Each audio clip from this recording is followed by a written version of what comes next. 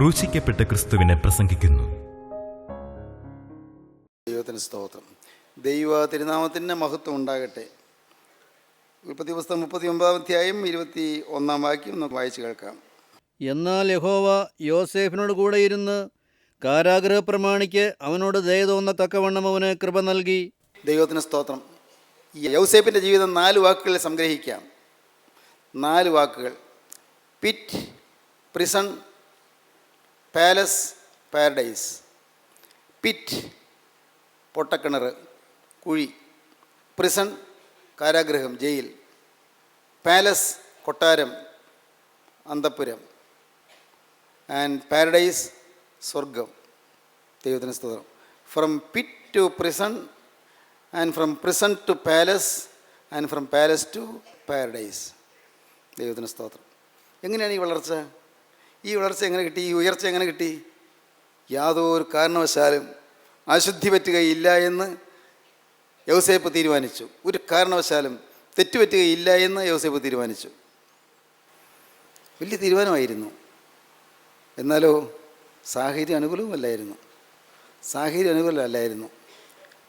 കൊച്ചുകുട്ടിയായിരുന്ന കാലത്ത്, യൗസേപ്പിന് ഇപ്പോൾ ഓർമ്മയുണ്ട്, കൊച്ചുകുട്ടിയായിരുന്ന കാലത്ത് അപ്പൻ്റെ കയ്യിൽ പിടിച്ചുകൊണ്ട് നടന്നത്.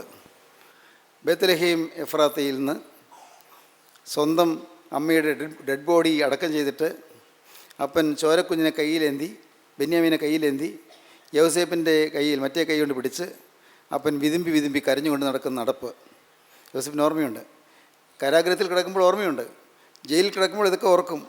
പഴയ കഥകൾ ഓർക്കും. ജയിലിൽ കിടക്കുമ്പോൾ ഓർക്കാൻ അനേകം കാര്യങ്ങളുണ്ടല്ലോ. ജയിലിൽ കിടക്കുകയാണ് ഇപ്പോൾ. ധാരാളം സമയമുണ്ട്. ജയിലിനകത്ത് ധാരാളം സമയമുണ്ട്. ഓർക്കാം, ഇഷ്ടംപോലെ ഓർക്കാം. എന്തൊക്കെയാണ് ഓർക്കുന്നത്? അന്ന് അമ്മ മരിച്ചത്, അപ്പൻ വാവിട്ട് കരഞ്ഞത്, അപ്പൻ ചോരക്കുഞ്ഞിനെ കയ്യിലേക്ക് എടുത്തത്, ധാത്രി അപ്പൻ്റെ കയ്യിലേക്ക് കുഞ്ഞിനെ കൊടുത്തത്, എന്നിട്ട് യാത്ര തുടർന്നത്, അമ്മയുടെ ഡെഡ് ബോഡി അടക്കം ചെയ്തിട്ടുള്ള യാത്ര. ഓർക്കുമ്പോൾ യൗസേപ്പിൻ്റെ കണ്ണ് നിറയും. പഴയ കഥകൾ ഓർക്കുമ്പോൾ കണ്ണ് നിറയും. എന്തൊരു ജീവിതം എന്ന് കർത്താവേ! യൗസേപ്പ് ഓർക്കും, എൻ്റെ കർത്താവേ എന്തൊരു ജീവിതം! ഈ ചെറുപ്രായത്തിനകത്ത്, ഈ 17 വയസ്സിനകത്ത് എന്തെല്ലാം സംഭവിച്ചു എൻ്റെ ജീവിതത്തിൽ. യൗസേപ്പ് ഓർക്കുകയാണ്. എത്ര സംഭവവികലമായിരുന്നു ഈ 17 വർഷം. ദൈവമേ, ഓരോന്നോരോന്ന് ഓർക്കുമ്പോൾ ഇപ്പോൾ രോമാഞ്ചമണിഞ്ഞു പോകുന്നു, ഇപ്പോൾ വിതുമ്പിപ്പോകുന്നു. എൻ്റെ കർത്താവ്, എന്തായിരുന്നു ജീവിതം! യൗസേപ്പ് ഓർക്കുകയാണ്. കാരാഗൃഹത്തിൽ കിടന്നാണ് ഓർക്കുന്നത്. അമ്മയുടെ വലിയൊരു മുറവിളി, അവിടെ ഗർഭഗൃഹത്തിന് പുറത്ത് കേട്ടതായ മുറവിളി. അപ്പൻ ഏങ്ങടിച്ച് കരഞ്ഞുകൊണ്ട് പെട്ടെന്ന് ആ ഗർഭഗൃഹത്തിലേക്ക് ഓടിക്കയറാൻ നോക്കിയത്. അപ്പോൾ ധാത്രി വന്ന് ചോരക്കുഞ്ഞിനെ കയ്യിൽ പിടിച്ചുകൊണ്ട് വന്ന് റാഹേൽ മരിച്ചുപോയി എന്ന് പറയുന്നത്. അയ്യോ, ആവിട്ടൊരു നിലവിളി. അമ്മയുടെ ഡെഡ് ബോഡി അടക്കം ചെയ്യാൻ എല്ലാവരും കൂടി ബന്ധപ്പെടുന്നത്, അവിടെ റോഡരികിൽ അവിടെ തന്നെ കുഴി കുഴിച്ചത്. എല്ലാം മനസ്സിലേക്ക് വരികയാണ്. എന്തൊരു ജീവിതം! സ്തോത്രം. നമുക്കും ഓർക്കാം, പല പല കാര്യങ്ങൾ ഓർക്കാം. നമ്മുടെ പഴയ ജീവിതത്തിലേക്ക് നോക്കുമ്പോൾ ദുഃഖത്തിൻ്റെ ഓർമ്മകളുണ്ടാകും, ഏങ്ങലടിയുടെ ഓർമ്മകളുണ്ടാകും, വിതുമ്പി കരച്ചിലിൻ്റെ ഓർമ്മകളുണ്ടാകും. നാം ഹൃദയത്തിൽ തട്ടിക്കൊണ്ട്, ഉള്ളത്തിൽ വെന്ത് നീറിക്കൊണ്ട് പല പല കാര്യങ്ങൾ നമുക്ക് ഓർക്കാനുണ്ട്. ദൈവത്തിന് സ്തോത്രം. യൗസേപ്പ് ഓർക്കുകയാണ്. അപ്പൻ അങ്ങനെ പോകുമ്പോഴെല്ലാം യൗസേപ്പിൻ്റെ കയ്യിൽ പിടിച്ചിട്ടുണ്ട്. കാരണം അപ്പൻ യൗസേപ്പിനോട് വലിയ പ്രിയമാണ്. മറ്റെല്ലാ മക്കളുമുണ്ട്, ബാക്കി വേറെ ബെന്യാമീൻ ഉൾപ്പെടെ 11 മക്കളുണ്ട്. പക്ഷേ യൗസേപ്പിനോടായി ഏറ്റവും കൂടുതൽ പ്രിയം. അതുകൊണ്ട് അവിടെ എത്തിയതിന് ശേഷം യൗസേപ്പിന് ഒരു പുതിയ ഉടുപ്പുണ്ടാക്കി കൊടുത്തു, വിലയേറിയ ഉടുപ്പ്. അപ്പൻ മോനോടുള്ള വാത്സല്യം കൊണ്ടാണ്. പക്ഷേ അത് കണ്ടപ്പോഴേക്കും ചേട്ടന്മാർക്കൊക്കെ അസൂയ, എല്ലാവർക്കും അസൂയ. യൗസേപ്പ് ഓർത്തു, എൻ്റെ ദൈവമേ, ഇവരെന്തിനാണ് എന്നോട് ഇങ്ങനെ വഴക്കാക്കുന്നത്? എന്നോട് ഈ വഴക്ക് കൊടുത്ത് എന്തിനാ? ഞാൻ ആർക്കും ഒരു ദ്രോഹം ചെയ്തില്ലല്ലോ. ഞാൻ കഴിവുള്ള ഉപകാരമൊക്കെ ചെയ്യുന്നതല്ലേ ഉള്ളൂ. ഞാൻ മധുരവാക്കുകൾ പറയുന്നതല്ലേ ഉള്ളൂ. ഞാൻ ആരെയും ഉപദ്രവിക്കുന്നില്ലല്ലോ. ഞാൻ ആരുടെയും വഴി മുടക്കുന്നില്ലല്ലോ. പിന്നെ എന്തിന് എന്നെ എല്ലാവരും വഴക്കടിക്കുന്നു, എന്നോട് ദേഷ്യപ്പെടുന്നു? യൗസേപ്പിനോട് അവർക്ക് അസൂയ തോന്നി. 37 അധ്യായം എടുക്കൂ. 37 അധ്യായം വായിക്കാം, 3 വാക്യം. യോസേഫ് വാർദ്ധക്യത്തിലെ മകനാകൊണ്ട് ഇസ്രായേൽ എല്ലാ മക്കളിലും വെച്ച് അവനെ അധികം സ്നേഹിച്ചു. ഒരു നിലയങ്കി അവനെ ഉണ്ടാക്കിച്ചു കൊടുത്തു. എല്ലാ മക്കളിലും വെച്ച് യൗസേപ്പിനെ അധികം സ്നേഹിച്ചു, ഒരു നിലയങ്കി ഉണ്ടാക്കിച്ചു കൊടുത്തു. എന്നിട്ടോ അപ്പൻ തങ്ങളെ എല്ലാവരേക്കാളും അവനെ അധികം സ്നേഹിക്കുന്നുവെന്ന് അവൻ്റെ സഹോദരന്മാർ കണ്ടിട്ട് അവനെ പകച്ചു. സഹോദരന്മാർ കണ്ടു, ഞങ്ങൾ എല്ലാവരേക്കാൾ കൂടുതൽ യൗസേപ്പിനെ അപ്പന് സ്നേഹം, അതുകൊണ്ട് അവനെ പകച്ചു. പിന്നെ അവനോട് സമാധാനമായി സംസാരിപ്പാൻ അവർക്ക് കഴിഞ്ഞില്ല. അവനോട് സംസാരിക്കുമ്പോഴല്ല അവർക്ക് ദേഷ്യം വരും. യൗസേപ്പ് പാവം എന്തെങ്കിലും ശാന്തമായി സംസാരിച്ചോട് ചെല്ലുമ്പോഴേക്കും അവർക്ക് ദേഷ്യം വരിക.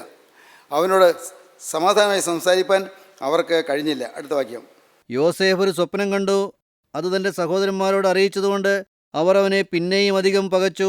അവനൊരു വിഷൻ ഉണ്ടായി, ഒരു സ്വപ്നമുണ്ടായി. വളരെ മനോഹരമായ സ്വപ്നമാണ്. അവൻ്റെ ശുദ്ധഗതി കൊണ്ട് അവന് കിട്ടിയ സ്വപ്നം മറ്റുള്ളവരെ അറിയിച്ചു, ഒന്ന് ഷെയർ ചെയ്തു. അവന് കിട്ടിയൊരു സ്വപ്നം, അവൻ്റെ മനസ്സിൽ ഊറിത്തെളിഞ്ഞു വന്നൊരു സ്വപ്നമുണ്ട്.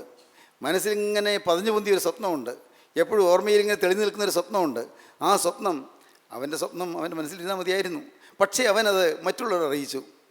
അത് നല്ല ലക്ഷണമാണ്. തനിക്ക് കിട്ടിയ ആ വലിയ ഭാവിയെക്കുറിച്ചുള്ള മോഹന വാഗ്ദാനത്തിൻ്റെ സ്വപ്നം മറ്റുള്ളവരോട് ഷെയർ ചെയ്യുന്നു.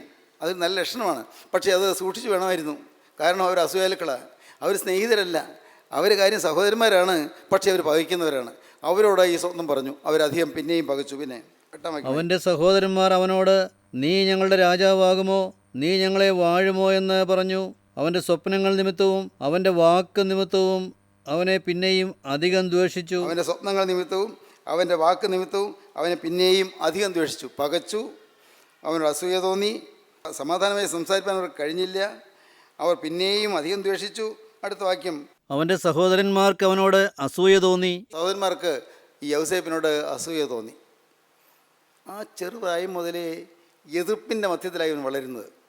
ആ ചെറുപ്രായം മുതലേ ദുരിതങ്ങളുടെ മധ്യത്തിലായി അവൻ വളരുന്നത്. അമ്മ മരിച്ച ദുഃഖമുണ്ട് ഒരു വശത്ത്, ഏകാഗിയായി പോയ ദുഃഖമുണ്ട് ഒരു വശത്ത്. ലേയയുടെ കുഞ്ഞുങ്ങളെ ലേയ ലാളിക്കുന്നത് കാണുമ്പോൾ യൗസേപ്പിനുള്ളിൽ കൊതി തോന്നും, എനിക്ക് എന്നെ ലാളിക്കാൻ എനിക്ക് അമ്മയില്ലല്ലോ. റാഹേലിൻ്റെ ജ്യേഷ്ഠത്തിയായ ലേയ അവളുടെ മക്കൾ ലാളിക്കുന്നത് കാണുമ്പോൾ യൗസേപ്പിന്, അയ്യോ എൻ്റെ ദൈവമേ, എനിക്ക് അമ്മയില്ലല്ലോ, എന്നെ ഒന്ന് ലാളിക്കാൻ, എന്നെ നോമനിക്കാൻ, എന്നെ ഒന്ന് കൊഞ്ചിക്കാൻ എനിക്ക് ഒരമ്മയില്ലല്ലോ. യൗസേപ്പിൻ്റെ ഉള്ളിൽ വേദന. യൗസേപ്പ് വേദനിച്ച് പൊളയുകയാണ്, വേദനിച്ച് വലയുകയാണ്. ദൈവത്തിൻ്റെ സ്തോത്രം. പക്ഷേ വേദനയിൽ കൂടിയുള്ള വളർച്ച ആയിരുന്നെങ്കിലും അത് വാസ്തവത്തിൽ ദൈവത്തിൻ്റെ പ്രത്യേക കരുതലുള്ള ഒരു വളർച്ചയായിരുന്നു. ദൈവത്തിന് കൃപ ലഭിച്ച വളർച്ചയായിരുന്നു.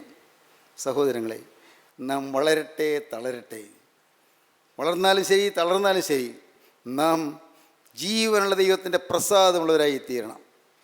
ഏത് രംഗത്തായാലും സ്വർഗത്തിലെ ദൈവത്തിൻ്റെ പ്രത്യേക കരുതലുള്ളവരായി നമുക്ക് നിൽക്കണം. സ്പെഷ്യൽ പ്രൊട്ടക്ഷൻ, ദൈവത്തിൻ്റെ ഒരു പ്രത്യേക ഭദ്രത, പ്രത്യേക സംരക്ഷണം നമുക്ക് വേണം. സ്പെഷ്യൽ പ്രൊട്ടക്ഷൻ കിട്ടും. നാം വിശ്വസിച്ചാൽ നമുക്ക് കിട്ടും, ചോദിച്ചാൽ നമുക്ക് കിട്ടും, യാചിച്ചാൽ നമുക്ക് കിട്ടും. തീർച്ചയായും നമുക്ക് ദൈവസന്നിധിയിൽ യാചിക്കാം, കർത്താവേ എനിക്കൊരു പ്രൊട്ടക്ഷൻ തരണം, ഒരു സംരക്ഷണം തരണം, എനിക്ക് ചുറ്റും നീ ഒരു വേലി കെട്ടണം. കർത്താവേ, ഞാൻ വായിച്ചിട്ടുണ്ട് ഇയ്യോബിന് ചുറ്റും വേലി കെട്ടിയെന്ന്. നീതിമാനായ ഇയ്യോബിന് ചുറ്റും നീ വേലി കെട്ടി. കർത്താവ്, എനിക്ക് ചുറ്റും നീ ഒരു വേലി കെട്ടി തരണമേ. പ്രാർത്ഥിക്കണം, കർത്താവ് എനിക്ക് ചുറ്റും ഒരു സംരക്ഷണത്തിൻ്റെ ഭിത്തി തീർക്കണം. സംരക്ഷണത്തിൻ്റെ ഭിത്തി, ശത്രുവിൻ്റെ ഒളിയമ്പുകൾ എൻ്റെ നേരെ വന്ന് പതിയാതിരിക്കത്തക്കവണ്ണം, എൻ്റെ ചങ്കിലും തറയ്ക്കാതിരിക്കത്തക്കവണ്ണം എനിക്ക് ചുറ്റും നീ വേലി കെട്ടണം. നീ ഒരു നല്ല കനത്ത ഭിത്തി കെട്ടണം, സംരക്ഷണത്തിൻ്റെ ഭിത്തി. ദൈവത്തിന് സ്തോത്രം. ഓരോരുത്തരും പ്രാർത്ഥിക്കണം. ഇതൊക്കെയാണ് പ്രാർത്ഥന വിഷയം. കർത്താവേ, അസൂയാലുക്കളുടെ ദുഷ്ടത കൊണ്ടുവരുന്നതായ ഒളിയമ്പുകൾ എൻ്റെ ചങ്കിലൊന്നും തറയ്ക്കാതിരിക്കത്തക്കവണ്ണം നീ എന്നെ സംരക്ഷിക്കണമേ. ഏതാണ് ഈ വേലി? ഏതാണ് ഈ വേലി? ഏതാണ് വിശ്വാസിക്കുള്ള വേലി? ഏതാണ്? കർത്താവായ യേശുവിൻ്റെ തിരുരക്തം. യേശുവിൻ്റെ തിരുരക്തം ഒരു വേലി പോലെ നമ്മെ കാക്കും. ആ തിരുരക്തം നമ്മെ കാക്കും. ദുഷ്ടപിശാച് അവൻ്റെ ഭീകരമായ അസ്ത്രങ്ങൾ തൊടുത്തു വിടുമ്പോൾ ഒന്നും നമ്മുടെ ഹൃദയത്തിൽ ഏശാതെ വണ്ണം നമുക്ക് ചുറ്റും കർത്താവ് സംരക്ഷണത്തിൻ്റെ ഭിത്തി കിട്ടും. യേശുക്രിസ്തുവിൻ്റെ തിരുരക്തത്തിൻ്റെ ഭിത്തി അതുണ്ടെങ്കിൽ പേടിക്കാനില്ല. ആ തിരുരക്തത്തിൻ്റെ ഭിത്തി നഷ്ടപ്പെടാതെ നോക്കിയാൽ മതി, അതിൽ വിള്ളലുണ്ടാകാതെ നോക്കിയാൽ മതി. പാപം വരുമ്പോൾ ആ ഭിത്തിയിൽ വിള്ളലുണ്ടാകും. പാപം വരുമ്പോൾ ആ വേലി പൊളിഞ്ഞു പോകും. അതാണ് സൂക്ഷിക്കണം, എപ്പോഴും സൂക്ഷിക്കേണ്ട കാര്യം അതാണ്. നമുക്ക് കർത്താവ് ചുറ്റും ഒരു സംരക്ഷണത്തിൻ്റെ ഭിത്തി കിട്ടും. പക്ഷേ എന്നിൽ പാപം വരുമ്പോൾ എനിക്ക് ചുറ്റുമുള്ള ഭിത്തി പൊളിഞ്ഞു പോകും, അവിടെ ഒരു വിള്ളലുണ്ടാകും. ആ വിള്ളലിൽ കൂടി പിശാചകത്ത് കിടക്കും. ഇറങ്ങിപ്പോയ പിശാചുകളുണ്ട്. ഇറങ്ങിപ്പോയ പിശാച് ഒരു പക്ഷേ ഒരെണ്ണമായിരിക്കും, ഒരു ദുരാത്മാവായിരിക്കും, കോപത്തിൻ്റെ ദുരാത്മാവ്. അവനാണ് ഇറങ്ങിപ്പോയത്, കോപത്തിൻ്റെ ദുരാത്മാവ്. എപ്പോഴും കോപിക്കുന്ന സ്വഭാവം.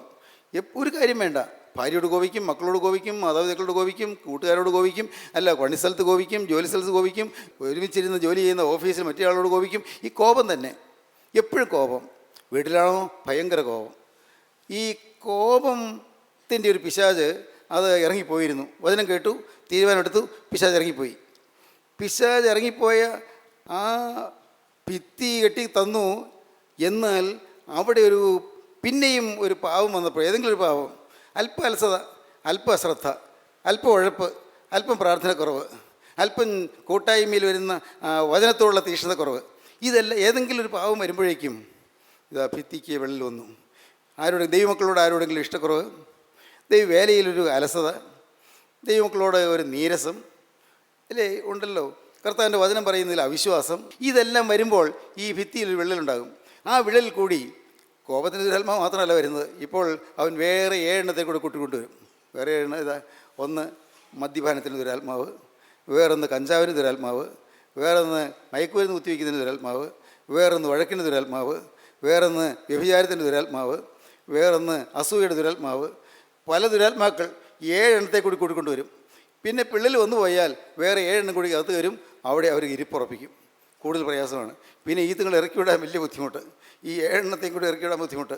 ആദ്യം 1 എണ്ണം അധികം ഉണ്ടായിരുന്നുള്ളൂ. ഇപ്പോൾ ഈ 7 എണ്ണത്തെ കൂടി ഇറക്കി വിടാൻ ബുദ്ധിമുട്ട്. കാരണം എന്താ? ഇത് പിന്നെ എത്രയോ വലിയ അനുതാപം വന്നാലാണ് ഈ ദുഷ്ടപിശാചുക്കൾ ഇറക്കി വിടാൻ പറ്റുക. എത്രയോ കനത്ത അനുതാപം വരണം. പ്രിയപ്പെട്ടവർ, ഇതെല്ലാം സത്യമാണ് ഈ പറയുന്നത്. നിങ്ങൾക്ക് ശ്രദ്ധയില്ലാതെ ജീവിക്കുന്നത് മൂലം, നിങ്ങൾ കരുതലില്ലാതെ ജീവിക്കുന്നത് മൂലം, സൂക്ഷ്മതയില്ലാതെ ജീവിക്കുന്നത് മൂലം എത്രയോ ദുരാത്മാക്കൾ വിട്ടുപോയ ദുരാത്മാക്കളാണ് അകത്തേക്ക് വരുന്നത്. അകത്തേക്ക് വരുമ്പോൾ വേറെ തന്നിലും ദുഷ്ടതയേറിയ വേറെ 7 എണ്ണത്തെ കൂടി കൂട്ടിക്കൊണ്ടുവരും. തന്നിലും ദുഷ്ടതയേറിയ വേറെ 7 എണ്ണം. ദൈവത്തിന് സ്തോത്രം. ദുരാത്മാക്കൾ ഇങ്ങനെ വിഹരിക്കുകയാണ് അയാറിൽ. ഈ അയാറിൽ വിഹരിക്കുന്ന ദുരാത്മാക്കൾ, അയാറിൽ പതിയിരിക്കുന്ന ദുഷ്ടാത്മാക്കൾ. ഈ അന്തരീക്ഷത്തിൽ മുഴുവൻ ദുഷ്ടാത്മാക്കളുണ്ട്, ദുഷ്ടപിശാചുക്കൾ. ഏതെല്ലാം ദുരാത്മാക്കളാണ്? ഇതെല്ലാം വേദപുസ്തകം വായിച്ച് നോക്കിയാൽ മനസ്സിലാക്കണം. ഏതെല്ലാം ദുരാത്മാക്കൾ? ദുഷ്ടപിശാചുക്കൾ, പാവപ്പെട്ട മനുഷ്യനെ വലയ്ക്കുന്ന ദുഷ്ടാത്മാക്കൾ, മനുഷ്യനെ തകർത്ത് കളയുന്ന ദുഷ്ടാത്മാക്കൾ, അവൻ്റെ ഭാവി അടഞ്ഞു പോകത്തക്കവണ്ണം അവൻ്റെ ഭാവി ശൂന്യമാക്കുന്ന ദുരാത്മാക്കൾ. ഈ ദുരാത്മാക്കൾ നമ്മുടെ അകത്തേക്ക് കയറാതെ നാം നോക്കേണ്ടതാണ്. ദൈവത്തിന് സ്തോത്രം. യൗസേപ്പിൻ്റെ ജീവിതത്തിൽ യൗസേപ്പിന് ബാല്യം മുതലേ ഒരു നിഷ്ഠയുണ്ടായിരുന്നു. എന്തൊക്കെയായാലും, ആരെല്ലാം പകച്ചാലും, ആരെല്ലാം വെറുത്താലും അവരുടെ മുഖത്തേക്ക് ഞാൻ നോക്കുന്നില്ല. അവരെ ഞാൻ ദ്വേഷിക്കുന്നില്ല, അവരെ ഞാൻ ദ്വേഷിക്കുകയുമില്ല. ഞാൻ എൻ്റെ ദൈവത്തെ നോക്കും. ദൈവത്തോടൊരു സ്നേഹം കിട്ടി. അതാ കൃപ. ദൈവത്തോടൊരു സ്നേഹം കിട്ടി. എന്തൊരു ഭാഗ്യം! പ്രിയപ്പെട്ടവരെ, ഞാൻ ചോദിക്കട്ടെ, നിങ്ങൾ ഭാഗ്യശാലികളാണെന്ന് നിങ്ങൾക്കറിയാമോ? ഭാഗ്യശാലികളാണ്. വചനം കേൾക്കാൻ ആഗ്രഹം വന്നല്ലോ. നിങ്ങൾ ഈ വചനം കേൾക്കാനൊന്നും ഇടവന്നല്ലോ. നിസ്സാരമല്ലത്. എത്രയോ പേര് വചനം കേൾക്കാതെ മാറിപ്പോകുന്നു. എത്രയോ പേര് തെറ്റിദ്ധരിച്ച് മാറി നിൽക്കുന്നു. എത്രയോ പേര് സംശയാലുക്കളായി മാറി നിൽക്കുന്നു. എത്രയോ പേര് വിരോധികളായി മാറി നിൽക്കുന്നു. എത്രയോ പേര് അസൂയാലുക്കളായി മാറി നിൽക്കുന്നു. എത്രയോ പേര് വചനം കേൾക്കാൻ തയ്യാറാകുന്നില്ല. ഇല്ലേ? ലോകപ്രകാരം നല്ലവരായിരിക്കും, അവർ നീതിമാന്മാരായിരിക്കും, പക്ഷേ അവർ നിഷ്കളങ്കരമായിരിക്കും, നിരപരാധികളായിരിക്കും. ആരോ പറഞ്ഞു കൊടുത്ത ഏതോ ചില ചിന്തകളുടെ ഉള്ളത്തിൽ കടന്നു കൂടിയതുകൊണ്ട്, ഏതോ ചില സംശയ ചിന്തകളോ അവിശ്വാസ വിചാരങ്ങളോ അവരുടെ ഉള്ളത്തിൽ കടന്നു കൂടിയതുകൊണ്ട് അവർ വരുന്നില്ല. നഷ്ടം, മഹാനഷ്ടം. ദൈവത്തിന് സ്തോത്രം. പ്രിയപ്പെട്ടവരെ, മഹാദ്രോഹമാണ് പലരും ചെയ്യുന്നത്. ദൈവത്തിൻ്റെ വചനത്തിന് മുമ്പിലേക്ക് വന്ന് രക്ഷപ്പെടേണ്ടവരായ അനേകം ആളുകൾ, ജീവൻ്റെ സൗഭാഗ്യം അനുഭവിക്കേണ്ട അനേകം ആളുകൾ, സമാധാന മാർഗത്തേക്ക് വരേണ്ട അനേകം ആളുകൾ, നിഷ്കളങ്കരായ ആളുകൾ, അവർ വചനം കേൾക്കാൻ വരാതെ മാറി നിൽക്കുന്നു. എന്നാൽ നിങ്ങൾ വരുന്നു, നിങ്ങൾ വചനം കേൾക്കുന്നു. ഭാഗ്യമാണത്. വചനം കേൾക്കാൻ വരുന്നു, അതൊരു വലിയ ദൈവസ്നേഹമാണ്, ദൈവത്തിൻ്റെ ആകർഷണമാണ്. ഈ ആകർഷണം നിങ്ങളുടെ മേൽ ഉള്ളതുകൊണ്ടാണ് നിങ്ങൾ വചനം കേൾക്കാൻ കൂടെ വരുന്നത്. വചനം കേട്ടാലും മതി വരാതെ കൂടെ വരുന്നത്. എന്താ പറയുന്നത്? വേറെ ഒന്നും പറയുന്നില്ല. ഞങ്ങളോ ക്രൂശിക്കപ്പെട്ട ക്രിസ്തുവിനെ പ്രസംഗിക്കുന്നു. വേറൊന്നും പറയുന്നില്ലല്ലോ. വേറെ എന്തെങ്കിലും വിഷയമുണ്ടോ? നോക്ക്, നമ്മുടെ കൂട്ടായ്മയ്ക്ക് വേറെ ഏതെങ്കിലും വിഷയമുണ്ടോ? വലിയ തത്വജ്ഞാനമില്ല, വലിയ പാണ്ഡിത്യമില്ല, തിയോളജിക്കൽ ഫോർമുലകളില്ല, ഇല്ലേ? തിയോളജിക്കൽ ഫോർമുല, തിയോളജിക്കൽ വിജ്ഞാനങ്ങളില്ല, ഒന്നുമില്ല. നമ്മുടെ പ്രസംഗത്തിൽ എന്താ ഉള്ളത്? ആകെയുള്ളത് യേശുക്രിസ്തു ക്രൂശിക്കപ്പെട്ടു, യേശുക്രിസ്തു ഉയർത്തെഴുന്നേറ്റു, യേശുക്രിസ്തു വീണ്ടും വരും, യേശുക്രിസ്തുവിൻ്റെ രക്തത്താൽ പാപമോചനമുണ്ട്, യേശുക്രിസ്തുവിന് വരാൻ വേണ്ടി ഒരുങ്ങുകയും. തീർന്നില്ലേ? നമ്മുടെ പ്രസംഗം തീർന്നു. ഇതേ ഉള്ളൂ നമുക്ക് പ്രസംഗിക്കാൻ. വിഷയം ഒന്നേ ഉള്ളൂ. അപ്പോൾ ആളുകൾക്ക് തോന്നാം, ഇവിടെ പോയാൽ എന്നാ എന്ന് ഈ പാവം എന്ന് പറയും. ഇവിടെ പ്രോസ്പെരിറ്റി ഹോസ്പിറ്റലിൽ നിന്ന് അവിടെ ചെന്നാൽ കിട്ടില്ല. ആളുകൾക്ക് ലോകപ്രകാരമുള്ള നന്മയുടെ കാര്യമൊന്നും പറയില്ല. അവിടെ ചെന്നാൽ എന്താ പറയുന്നത്? പാവം വരരുത്, നിങ്ങൾ അശുദ്ധി വരരുത്, നിങ്ങൾക്ക് ദിവ്യാഗ്രഹം വരരുത്, സ്വാർത്ഥത വരരുത്, അഹങ്കാരം വരരുത് എന്നൊക്കെയല്ലേ ഇതല്ലേ കേൾക്കുന്നത്. ഇത് തന്നെ കേൾക്കുന്നു. എന്ത് കേൾക്കാനാ? ഇതല്ലേ ഇനി കേൾക്കാൻ പോകുന്നത്. അങ്ങനെ ചിന്തിക്കുന്ന ആളുകളുണ്ട് പ്രിയപ്പെട്ടവരെ. എന്നാൽ അത് പിശാചിൻ്റെ കെണിയാണെന്ന് അവരറിയുന്നില്ല. ദൈവത്തിന് സ്തോത്രം. സത്യമായും നിങ്ങൾ വീണ്ടും വീണ്ടും വരുമ്പോൾ ഓരോ പ്രാവശ്യവും നിങ്ങൾ കേൾക്കുന്ന വചനത്തിൻ്റെ അറിവല്ല, നിങ്ങൾ കേൾക്കുന്ന വചനത്തിൻ്റെ ആത്മാവാണ് നിങ്ങൾക്ക് ലഭിക്കുന്നത്. ഇന്നലെ കിട്ടിയ ആത്മാവല്ല ഇന്ന് കിട്ടുന്നത്. ഇന്നലെ കിട്ടിയ ആത്മാവിൻ്റെ ശക്തിയല്ല ഇന്ന് കിട്ടുന്നത്. നിങ്ങൾക്ക് ഓരോ പ്രാവശ്യവും ആത്മാവിൻ്റെ കൃപയാണ് ലഭിക്കുന്നത്. പരിശുദ്ധാത്മാവിന് നൽവരമാണ് ലഭിക്കുന്നത്. പരിശുദ്ധാത്മാവിൻ്റെ പകർച്ചയാണ് ലഭിക്കുന്നത്. പരിശുദ്ധാത്മാവിൻ്റെ ആവേശമാണ് നിങ്ങൾക്ക് ലഭിക്കുന്നത്. പരിശുദ്ധാത്മാവിന് തീവ്രമായ ആ അധിദ്വേഷമാണ് നിങ്ങൾക്ക് ലഭിക്കുന്നത്. പരിശുദ്ധാത്മാവിൻ്റെ ഉള്ളത്തിലേക്ക് പകരുകയാണ്. പരിശുദ്ധാത്മാവിൻ്റെ ഹൃദയത്തിൽ വന്ന് അങ്ങനെ നൃത്തം ചെയ്യുകയാണ്. പരിശുദ്ധാത്മാവിൻ്റെ ആ ശക്തി നിങ്ങളുടെ നാവിൽ കൂടി ഇങ്ങനെ പ്രസരിക്കുകയാണ്, നാവിൽ കൂടി ഒഴുകുകയാണ്. പരിശുദ്ധാത്മാവിൻ്റെ കൃപ നിങ്ങളിലൂടെ പ്രവഹിക്കുകയാണ്. പരിശുദ്ധാത്മാവ് ഓരോ പ്രാവശ്യവും പുതിയ പുതിയ ശക്തി, പുതിയ പുതിയ അനുഭവം ലഭിക്കുകയാണ്. പറഞ്ഞത് ഇന്നലെ കേട്ടത് തന്നെ. ദൈവത്തിന് സ്തോത്രം. ദൈവത്തിന് വലിയ നാമം മഹത്വപ്പെടട്ടെ. പ്രിയപ്പെട്ടവരെ, യൗസേപ്പ് ജീവിതത്തിൽ നിഷ്ഠയുള്ളതിനായി വളർന്നു. ആരോടും പരാതിയില്ല. ഈ അസൂയ മൂത്ത് യൗസേപ്പിൻ്റെ സഹോദരന്മാർ ഒരു അവസരം കിട്ടിയപ്പോൾ അവനെ പൊട്ടക്കിണറ്റിൽ തള്ളിയിട്ടു. പക്ഷെ അവരൊരു കാര്യം ചെയ്തിരുന്നു. അവൻ അപ്പനുണ്ടാക്കി കൊടുത്ത ഉടുപ്പ് അവർ പിടിച്ച് അവൻ ഊരിയെടുത്തു. അവൻ്റെ ശരീരത്തിൽ അപ്പനുണ്ടാക്കിയിരുന്ന പുതിയ ഉടുപ്പുണ്ടല്ലോ, അത് അവരെ ഊരി മാറ്റി വെച്ചിട്ടാണ് അവനെ പൊട്ടക്കിണറ്റിലേക്ക് തള്ളിയിട്ടത്. പാവം പൊട്ടക്കിണറ്റിൽ വീണ്. എന്തിനാ തള്ളിയിട്ടത് അവനെ അറിയാൻ പാടില്ല. എന്ത് കാര്യത്തിന് എന്നെ തള്ളിയിട്ട്? ഞാൻ ആർക്കും ദ്രോഹം ചെയ്തില്ലല്ലോ. എന്നെ ഈ പൊട്ടക്കിണറ്റിലേക്ക് ഇട്ടത് എന്തിന്? ഒരു ദ്രോഹം ചെയ്യാത്ത എന്നോട് ഇവരെങ്ങനെ പ്രവർത്തിക്കാൻ എന്താ കാര്യം? അവൻ എത്ര ചിന്തിച്ചിട്ട് മനസ്സിലാകുന്നില്ല. എത്ര ആലോചിച്ചിട്ടും പിടികിട്ടുന്നില്ല. എന്തിന് ഇത്? ഒരു സഭയ്ക്കും എതിരല്ല, ഒരു സമുദായത്തിനെതിരല്ല. സഭ മാറാൻ പറയുന്നില്ല, ആരോട് പൈസ ചോദിക്കുന്നില്ല. പിന്നെ എന്താ എതിര്? പിടികിട്ടുന്നില്ല. പിന്നെ എന്തിനെതിരെ? ഒരു സഭയും മാറാൻ പറയുന്നില്ല. പുതിയ സഭ ഉണ്ടാകുന്നില്ല. മതം മാറ്റമില്ല, മനമാറ്റമേ ഉള്ളൂ. സഭാമാറ്റമില്ല, ഹൃദയപരിവർത്തനമേ ഉള്ളൂ. ഹൃദയപരിവർത്തനം. പിന്നെ ആരോടെങ്കിലും പൈസ ചോദിക്കുന്നുണ്ടോ? നെവർ. ഉണ്ടായിട്ടില്ല, ചോദിച്ചിട്ടില്ല, ചോദിക്കുകയുമില്ല. പിന്നെ വേറെ എന്താ ഉള്ളത്? പുതിയ സഭ ഉണ്ടാകുമോ? നെവർ. ഉണ്ടാവില്ല, ഉറപ്പ്. പിന്നെ എന്താണ്? പിന്നെ എന്തിനാ ഈ എതിർപ്പ്? അയ്യോ, ഇന്ന് എതിർപ്പ് എന്തിനാണ്? അതിന് മറുപടി അത് വേദപുസ്തകം വായിക്കുമ്പോൾ മനസ്സിലാകും. അന്ധകാര ശക്തിയുടെ എതിർപ്പാണ്. ഇരുളിനോടുള്ളതായ ആ ഭീകരമായ വലയത്തോടുള്ളതായ ആ ശക്തിയിൽ നിന്ന് മനുഷ്യൻ രക്ഷപ്പെട്ടു പോരുന്നു. അതുകൊണ്ട് ഇരുളിൻ്റെ എതിർപ്പാണ്, അന്ധകാരത്തിൻ്റെ എതിർപ്പാണ്. ഈ സഹോദരന്മാരെ 11 പേരിലും അവരിൽ അന്ധകാര ശക്തി കടന്നുകൂടി അവരെ വശീകരിച്ചിരിക്കുന്നു. യൗസേപ്പിൻ്റെ സഹോദരന്മാരിൽ പിശാചുക്കൾ കടന്നുകൂടിയിരിക്കുന്നു. അവരുടെ അകത്തുള്ള പിശാചിനറിയാം. സഹോദരന്മാർക്ക് അറിഞ്ഞുകൂടാ, അവരുടെ അകത്തുള്ള പിശാചിനറിയാം. യൗസേപ്പ് ഇന്നത്തെ യൗസേപ്പല്ല, ഭാവിയിൽ ഏറ്റവും പരിഷ്കൃത സമൂഹമായ, ഏറ്റവും സംസ്കാര സമ്പന്നമായ ഈജിപ്തിൻ്റെ അധികാര കസേരയിൽ ഇരിക്കാനുള്ളവനാണ്. അവർക്കറിയാം. ആർക്ക്? പിശാചുക്കൾക്കറിയാം. ചേട്ടന്മാർക്കൊന്നും അറിയാൻ പാടില്ല. അതുകൊണ്ട് പിശാചുക്കൾ അവർക്ക് കൊടുത്ത ധാരണ ഇതാണ്: ഇവനെ നശിപ്പിക്കണം. ഇവൻ ഏതാനും നാളുകൾക്കകം മിസ്രയീം കൊട്ടാരത്തിലിരിക്കും. ഇവൻ മിസ്രയീം കൊട്ടാരത്തിലെ ഫറവോൻ്റെ ഏറ്റവും വിശ്വസ്തനായി നിൽക്കും. ഇവൻ മിസ്രയീമിലെ പ്രധാനമന്ത്രിയായി നിൽക്കും. അറിയാം, പിശാചിനറിയാം. അതുകൊണ്ട് പിശാചുക്കൾ ചേട്ടന്മാരെ വശീകരിച്ചു. പിശാചുക്കൾ ചേട്ടന്മാരെ അവരുടെ ഏജൻറ്റന്മാരാക്കി. പിശാചുക്കളുടെ കളിപ്പാവകളായ ചേട്ടന്മാർ തീർന്നുപോയി. അതുകൊണ്ടാണ് യൗസേപ്പിനെ ഉപദ്രവിക്കുന്നത്. എന്തുകൊണ്ടാണ് ദൈവമക്കൾക്കെതിരായ അപവാദ പ്രചാരണം? എന്തുകൊണ്ടാണ് കർത്താവിൻ്റെ വിശുദ്ധന്മാർക്കെതിരായ അപവാദ പ്രചാരണം? ദൈവത്തിൻ്റെ വിശ്വാസികൾക്കെതിരായുള്ള എതിർപ്പുകൾ എന്തുകൊണ്ടാണ്? ദുഷ്ടപിശാചുക്കൾ ചിലരെ കൈയടക്കി അവരിൽ വസിച്ചുകൊണ്ട് ദൈവമക്കൾ തകർക്കാൻ ശ്രമിക്കുന്നു. അന്ധകാര ശക്തിക്ക് വെളിച്ചത്തോടുള്ള ഭയങ്കരമായ എതിർപ്പാണ് കാരണം. അന്ധകാരവും വെളിച്ചവും തമ്മിലുള്ള യുദ്ധം, അന്ത്യക്രിസ്തുവും സാക്ഷാൽ ക്രിസ്തുവും തമ്മിലുള്ള യുദ്ധം. പ്രിയപ്പെട്ടവരെ, പിശാചും ദൈവവും തമ്മിലുള്ള ഈ യുദ്ധം അതാണ് നടക്കുന്നത്. അതാണ് ആയാറിൽ നടക്കുന്ന യുദ്ധം. കേൾക്കൂ, യൗസേപ്പിനെ തകർക്കാൻ അവർ ശ്രമിച്ചു, പൊട്ടൻകിട്ടി തള്ളിയിട്ടു. അപ്പോൾ യുവേന് തോന്നി, മൂത്ത ചേട്ടനുണ്ട്, യുവേന് തോന്നി, എന്തിനാ കൊച്ചനെ കൊല്ലുന്നത്? വേണമെങ്കിൽ അവനെ വല്ല ഉപദ്രവിക്കുക ചെയ്യാം, വല്ലത് എന്തിനു കൊല്ലണം? രൂപയും പറഞ്ഞു നോക്കി. പക്ഷേ അവർ സമ്മതിച്ചില്ല. അവനിവിടെ കിടക്കട്ടെ, അവിടെ കിടന്ന് നരകിച്ച് ചാവട്ടെ.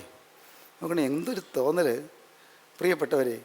ഈ കിരാത ഹൃദയം, കാട്ടാള മനസാക്ഷി, അത് പിശാച് കൊടുക്കുന്ന ഒരു അപകടകരമായ അവസ്ഥയാണ്. അവരെ പിശാചിനിടം കൊടുത്തു. പക്ഷേ പണം കിട്ടുമെന്നായപ്പോൾ അവർക്ക് മനം മാറി. കാരണം കച്ചവടക്കാർ പോകുന്നു, അടിമക്കച്ചവടക്കാർ.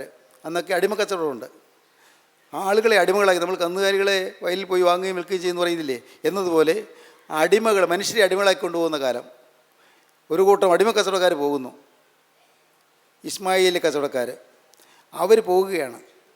അപ്പോൾ ചേട്ടന്മാർക്ക് തോന്നി ഈ കൊച്ചനെ പിടിച്ച് കൊടുത്താൽ കിട്ടുന്ന പൈസ കയ്യിലാക്കാമല്ലോ, എന്തിനാ കൊന്നിട്ട് നമുക്കൊന്നും കിട്ടാനില്ലല്ലോ, ഇതാണെങ്കിൽ 10 പൈസ കിട്ടുകയാണെങ്കിൽ നല്ലതല്ലേ. അവർ യൗസേപ്പിനെ വലിച്ചെടുത്തു, പൊക്കി ദേഹത്തൊക്കെ ഇങ്ങനെ ചെളിയും പാവം ഈ ശരീരാസകലം കീറി മുറിഞ്ഞ് ചോരയൊക്കെ ഒഴുകി ഇങ്ങനെ യൗസേപ്പ് അവർ കൊണ്ട് നിർത്തി ചെളിയും ചോരയൊക്കെ തുടച്ച് കളഞ്ഞിട്ട് യൗസേപ്പിനെ വിറ്റു.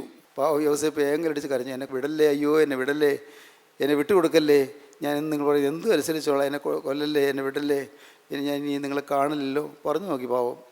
പാവം യൗസേപ്പ് അത്ര കരഞ്ഞിട്ടും അവർ ഗവനിച്ചില്ല. കച്ചവടക്കാരനെ കൊണ്ടുപോയി. പക്ഷേ അവർ പോകുന്നതിന് മുമ്പ് ഒരു കാര്യം ചെയ്തു. ഈ അടിമകൾക്ക് ഇങ്ങനെയുണ്ട്, അടിമകൾക്ക് ചൂടടയാളം വയ്ക്കും. ചൂടടയാളം ഈ അടിമയുടെ തുടയിൽ ഈ ഇരുമ്പ് ഒഴിപ്പിച്ച് വയ്ക്കും. ഇരുമ്പ് ഒഴിപ്പിച്ച് വയ്ക്കുമ്പോൾ നല്ല പഴുത്ത ഇരുമ്പ് ശരീരത്തിലേക്കുമ്പോൾ ഈ പച്ച ശരീരത്തിൽ ഇരുമ്പ് പഴുത്ത ഇരുമ്പ് വയ്ക്കുമ്പോഴേക്കും അവിടെ ഇങ്ങനെ ഉരുകി ഒലിച്ച് അവിടെ പൊള്ളും. ഇത്തിരി കഴിയുമ്പോൾ അവിടെ നല്ല അടയാളം ഉണ്ടാകും, മാറാത്ത അടയാളം, ഒരിക്കലും അടയാളം മാറില്ല. അടിമയാണ് എന്നുള്ള അടയാളം, ചൂടടയാളം. ഈ ചൂടടയാളം വെച്ച് യൗസേപ്പ് പൊളഞ്ഞ് വേദനിക്കുമ്പോൾ ഒരു കരുണയുമില്ലാതെ അവർ വലിച്ച് യൗസേപ്പിനെ കൊണ്ടുപോയി. ദൈവത്തിന് സ്തോത്രം, ദൈവത്തിന് വലിയ നാമം മഹത്വപ്പെടട്ടെ. അപ്പോഴെല്ലാം യൗസേപ്പിന് ദൈവത്തിന് കൃപയുണ്ടായിരുന്നു, കൂടെ ദൈവകൃപയുണ്ടായിരുന്നു. എന്തൊരു ഭാഗ്യം! വേദനിച്ച് പൊളയുമ്പോഴും യാതനയിൽ പെടയുമ്പോഴും ദുഃഖത്തിൽ അമരുമ്പോഴും ഒരു കൃപ കൂടെയുണ്ട്. ദൈവത്തിന് സ്തോത്രം. രോഗത്തിൻ്റെ പീഡയിൽ വലയുമ്പോഴും കടത്തിൽ വീർപ്പുമുട്ടുമ്പോഴും ഒരു കൃപയുണ്ട്. ദൈവത്തിന് സ്തോത്രം. ദൈവമേ, ഒരു പരീക്ഷ തോറ്റു, കിട്ടിയില്ല, അടുത്ത പരീക്ഷയായി, അതും കിട്ടിയില്ല, എന്തായാലും കൃപയുണ്ട്, മതി കർത്താവേ മതി. ഭർത്താവ് വല്ലാതെ പീഡിപ്പിക്കുന്നു, അടിക്കുന്നു, മർദ്ദിക്കുന്നു. ദൈവത്തിന് സ്തോത്രം. ശരീരമാസകലം വിണ്ട് കീറുന്നു, ചിലപ്പോൾ അടിവയറ്റിലേക്ക് എടുത്ത് ഒഴിക്കുന്നു, ഗർഭിണിയായ സ്ത്രീയുടെ അടിവയറ്റിലേക്ക് തൊഴിക്കുന്നു. പാവം അവൾ ഹോസ്പിറ്റലിൽ ചെല്ലുന്നു.